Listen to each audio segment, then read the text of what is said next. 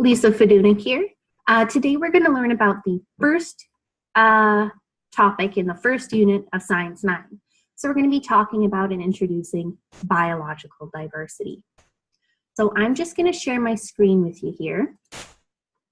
So now you can see the PowerPoint, biological diversity. Oops. There we go.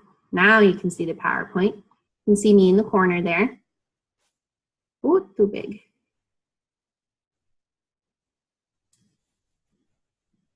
There we go. That's a little more reasonable size. So when you're starting on biological diversity, you can get out your student notes, so they're fill in the blank. This PowerPoint is also available.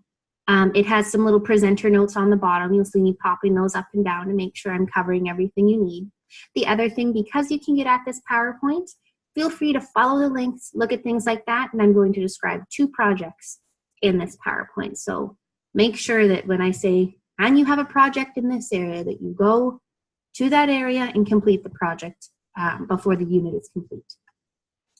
All right, what is biological diversity? It's the number and variety of organisms in an area. You'll see there that I bolded variety. That's because it's your fill in the blank word. It makes it a little easier for you to track things. The reason I bold those words is they're important words that you have to remember, and they're often key elements to the whole sentence. So biological diversity is the number and variety of organisms in an area. So do you think biological diversity would be higher near the equator or near the Arctic, and why? When you think about the equator, you can think about things like rainforests, which usually have lots of different kinds of, not just animals, but they also have lots of kinds of plants. So different trees, lichens, moss, incredible amounts of insects. So you have a lot of different kinds of organisms, and it's very dense, lots of life. Whereas when you're thinking the Arctic Circle, there's a select number of organisms that would be able to survive up there. So you might not have the same amount of different kinds of birds, for example. You might have snowy owls, some different seasonal birds that will migrate, things like that. So that's something to consider, is the environment plays a huge role in biological diversity. So biological diversity would be higher near the equator because there are a lot more animals, like there's a lot more animals, and plants. And there's a greater variety, so it's not just the same kinds of animals populating an area. So, variation. How can we talk about the variety of animals and plants in an area until we've talked about variation? It's a change in characteristics of an organism caused by environmental or genetic factors. So, if we think about genes, what you've heard about genes, we go into more depth later on in this unit, but what you need to know for now is that genes are how we get our information from the parents to the offspring. So if your parents have a gene for, let's say, blue eyes, maybe you get blue eyes, or we'll learn more about specifically how that can happen. Environmental is things that happen as you're going from being a baby all the way up to an adult. The things that the environment can change. These can be acute, happening in a very short period of time, or they can be chronic. So over a very long period of time, this can change and cause a variation within you. So if you're thinking about some examples, again, you can just pop this part up if you wanted to see, or you can make notes within your own notes. What makes you different from someone living in a different climate? For example, as you can see in this video, I'm quite pale. I'm living in Canada. When I do go outside, I try to put sunscreen on or makeup that has SPF, wear a hat. So I don't get very, very tan. Whereas I have some relatives that are in Belize and Mexico that they're quite tan. The melanin in their skin, because they're out in the sun, it's a protective layer. They develop more melanin because of the environment. And that's a variation between me and some of my other relatives. And then what about people in a similar climate but a different area in the world? For example, Scotland, when you're thinking about it, isn't that much different in terms of overall climate from areas of Canada. They tend to have not quite as low temperatures, and maybe a bit more rain, a bit more overcast, but a genetic mutation, this is the genetic part of it, specific to people in Scotland, is that they're more likely to have red hair because and Ireland as well. A genetic mutation occurred in Ireland and Scotland that caused red hair to happen for the first time. So that was passed on within that area. So they have a higher proportion of red hair. That's a variation between them and people who live in other environments. So how different do you have to be too different? Is kind of the question you have to ask when you're thinking about species. So why am I, a Canadian, the same species as someone from Scotland with red hair? I mean, they have completely different hair that I don't have. What's the line for species versus just a variation within the species? So a species, they must be able to breed in nature. So this is like the general mating dances of different kinds of birds, things like that. You're not taking sperm and egg and uniting them in a petri dish. The species have to be able to breed in nature. And their offspring have to breed also. So when you're thinking about a donkey and a horse, when you breed them together, step one, yes, they can breed in nature. So a donkey and a horse can breed. You end up getting a mule. But the donkey and the horse have the offspring, the mule, but the mule can't have children. So are they the same species? This is something important to note because it has to cover both aspects. They have to be able to breed in nature and their offspring have to breed. So you would say a donkey and a horse are not the same species. This is very important because later we're going to look at big cats, so lions and leopards and tigers, things like that. And they're different species, even though they look very similar. So keep that in mind for later. All right, a variation within a species. When you think within a species, think it's the same species. So the difference between hair color, things like that. So if you're naming a species that you know, for example, we're Homo sapiens, list some differences. So what are some genetic differences between you and other people? You could say your hair color, your eye color. You could say all sorts of things. Let's see if we have some other ones. Oh, if you have attached or detached earlobes. So I have, you can see here, I have a bit of a attached earlobe. It would go a little farther in if it was detached. Thumb type. So I have what's called a hitchhiker's thumb. It goes back a little bit. So if you put your thumb up like this, some people have straight thumbs and some people will be able to move it backwards. That's a genetic difference. That's straight from your genes. Also, freckles is something that is genetic, very closely tied to having red hair.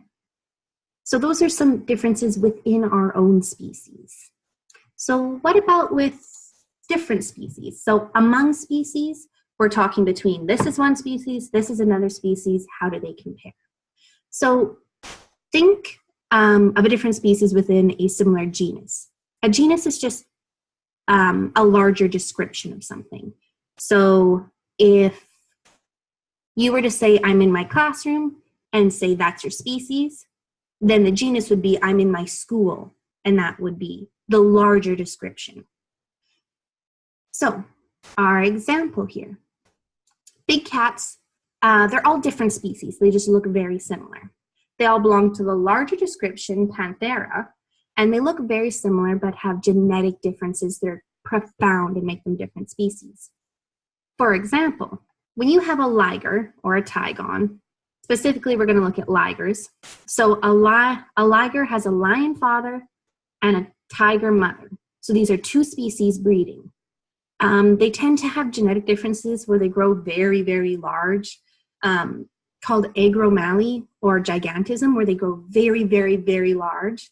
And sometimes they can have babies, but because they can't consistently produce offspring, ligers, then we consider that lions and tigers are not from the same species, but they're just very, very close. The same with the horse and the donkey. So they're not the same species, they're the same genus. Here, you can see we have our order, family, and then this is the genus I was talking about before, Panthera. And here you can see genus and species. So genus is written first, and then there's the species. So it's Panthera pardus is for your leopard there. And so the evolution from different species happened through a common ancestor. So here, Carnivora.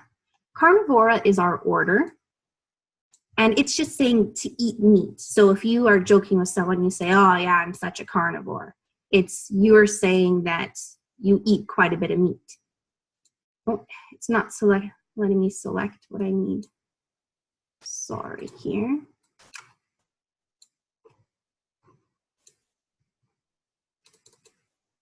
Okay, I got my mouse back, good.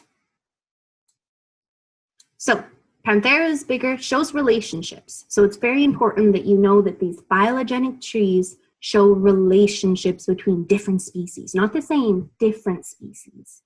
And you can see from the diagram that panthers are related to wolves because they're from the same order, Carnivora.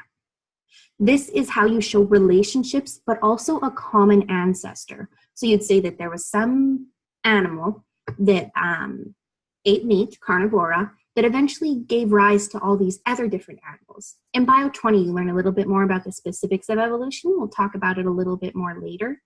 But this is a theory of phylogenetic trees. So let me just get rid of some of this here, and we'll go on to the next slide. Okay, variations for survival. You have an assignment on this. It's an assignment where you watch a video and then answer some questions. I'll be looking for that before the unit is finished. We have our structural adaptations. So this is what an organism has. A physical characteristic. So this could be claws. This could be camouflage. This could be having very large ears to hear very well. This is a structural thing. It's not something that you can change from day to day or within a couple of months usually. This is something that the body does naturally or the body has naturally. A behavioral adaptation is how an organism will change its behavior to adapt better or what an organism does. For example, being nocturnal, so staying up at night, that is a behavioral adaptation. Okay, so I'm going to, end my screen share. Stop share. So when you're looking at this video, you're going to go into the assignments tab. When you go into the assignments tab, you'll see that there's a little drop down. It'll say video for this lesson. It'll be connected. You go and watch the video, then there's some multiple choice questions for you to answer. This is just to give you more examples and a different narration for videos, for adaptations, sorry. All right, back here. So that's to be done on your own time. The next thing that you have to do, once you've thought a little bit more about behavioral versus structural adaptations, is you're going to make a video, and the details are in the assignments tab, and it's going to be talking about why variation is important. Why should we have variation between species or within species? The basic idea is that they're not susceptible to the same diseases. So that means that just because one person gets sick of a particular disease doesn't mean the next person will automatically get sick. This means that individuals can survive and pass on the beneficial genes. For example, bananas can go extinct, and you're going to tell me more about that in a video. So again, this is something to look up in the assignments tab. Okay, so each student, you'll have to submit your own video from Flipgrid. This is about a 2 to 3 minute video discussing particular questions that I pose. So look at the assignment page for more detail. All right, we have our diversity index, which is just talking about how biologically diverse an area is. A high biodiversity index means that there's lots of different kinds of animals, not just one kind that can survive in a bunch of environments. You can have a bunch of different kinds of birds or things that only eat like fire ants and just fire ants, or a koala that eats just eucalyptus, things like that. You have your online textbook that you can always look at that if you wanted more information. Page 15 is where there's some practice questions if you still feel like you're not not completely understanding. So that is our first video. If you're having difficulty, please let me know. Refer back to the initial video introducing you to online learning using videos. And check out the assignments tab. There's an example at the bottom in case you're wondering what a good video should look like. All right, well, thank you so much, and I'll see you next lesson.